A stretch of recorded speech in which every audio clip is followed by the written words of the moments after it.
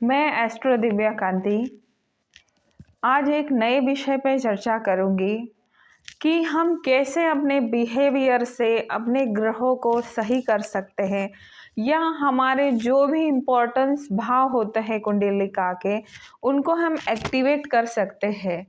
तो जैसे नवग्रह होते हैं और नवग्रह से संबंधित हमारे रिश्ते होते हैं जीवन में।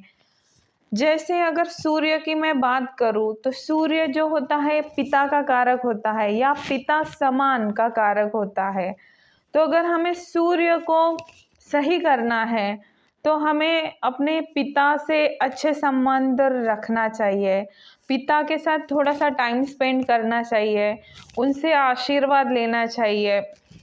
पिता के आप रोज दर्शन भी कर सकते हैं कि जैसे माता पिता के दर्शन करना चाहिए। तो आपका चंद्रमा भी ठीक होगा और सूर्य भी ठीक होगा क्योंकि सूर्य पिता का कारक है। सूर्य जैसे सूर्य की मेष राशि है, मेष राशि काल पुरुष के लग्न में होती है।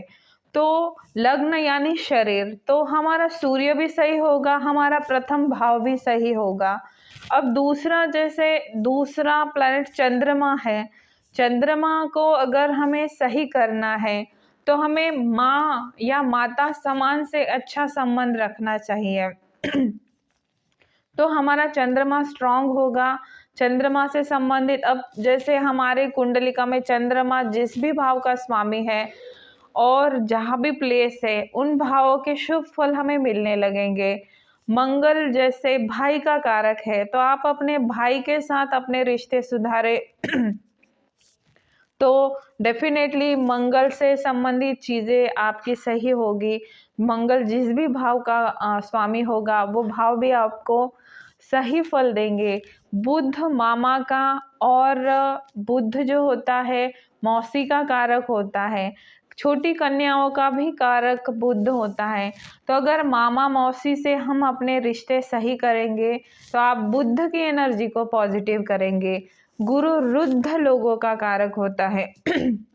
जैसे जो भी बुजुर्ग लोग हैं या जो मतलब प्रीचिंग करते हैं, जो हाँ उपदेश देते हैं, संत महात्मा, इनका भी कारक गुरु होता है।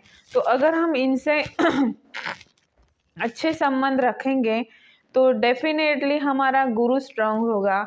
शनि नौकर वर्ग का कारक होता है, तो नौकर से अगर हम अच्छे संबंध स्थापित करेंगे तो हमारा शनि अच्छा होगा। और अगर शुक्र जो होता है पत्नी का कारक होता है, पत्नी से आप अच्छे संबंध बनाएंगे तो आपका शुक्र स्ट्रांग होगा। राहु जो होता है दादा का कारक माना जाता है, और जो भी म्लेच्छ होते हैं जैसे सफाई कर्म में होते हैं जो उनका कारक होता है, तो उनसे आप अच्छे संबंध रहेंगे, उनसे अच्छा बिहेव करेंगे, समय समय पे उनको अगर आप कुछ हेल्प करोगे तो आपका राहु अच्छा हो जाएगा। अगर आप केतु नाना का कारक होता है तो आप नाना से अच्छे संबंध करेंगे, नाना के कुछ हेल्प करेंगे तो आपका मतलब केतु सही होगा। तो हर प्लैनेट को हम अपने व्यवहार से भी सही कर सकते हैं। जैसे अगर आप बहुत ज़्यादा दान पुण्य करेंगे, ज्ञान से अपने पैसों से दूसरे की हेल्प करेंगे तो हम हमारा पंचम भाव जो कि बुद्धि का होता है, प्रेम संबंधों का होता है, संतान का होता है, उस भाव को हम एक्टिवेट करेंगे। नवम हमारे भाग्य का, धर्म कर्म का, लक का होता है। तो हम अगर अच्छा बिहेव करेंगे तो नवम पंचम हमारा एक्टिवेट होगा।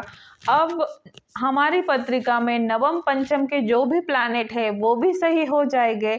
और जैसे हम किसी से बुरा व्यवहार करेंगे, छल कपट करेंगे, किसी को पीड़ा देंगे वाणी से, या जो भी हम अगर गलत काम करेंगे, किसी को पैसे से नुकसान पहुंचाएंगे, तो आपका अष्टम छठा मतलब छठा भाव, अष्टम भाव और 12वां भाव एक्टिवेट होगा।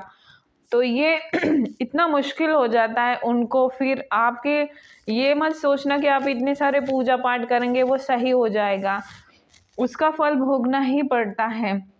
जैसे छठा छठा जो भाव होता है ऋण का, कर्ज का और बीमारी का होता है। तो अगर आपने छठे भाव को एक्टिवेट किया आपकी बिहेवियर से तो डेफिनेटली आपको बहुत ज़्यादा प्रॉब्लम होंगे। अष्टम हाउस जीवन की रुकावटों का होता है। तो अगर आप अपने अष्टम भाव को एक्टिवेट मतलब गलती से भी हो गया तो फिर बहुत ज़्यादा समस्या आपके जीवन में आने लगेगी, किसी भी काम में रुकावटें आएगी। 12वां भाव हॉस्पिटल का भी होता है, खर्च का भी होता है, तो बहुत ज़्यादा व्यय भी इधर उधर हो सकता है। तो कोशिश करें आप इन रिलेशन को अच्छा करके अपने अपने जो है प्लैनेट्स को सही करें, प्लैनेट की ऊर्जा को सही करें।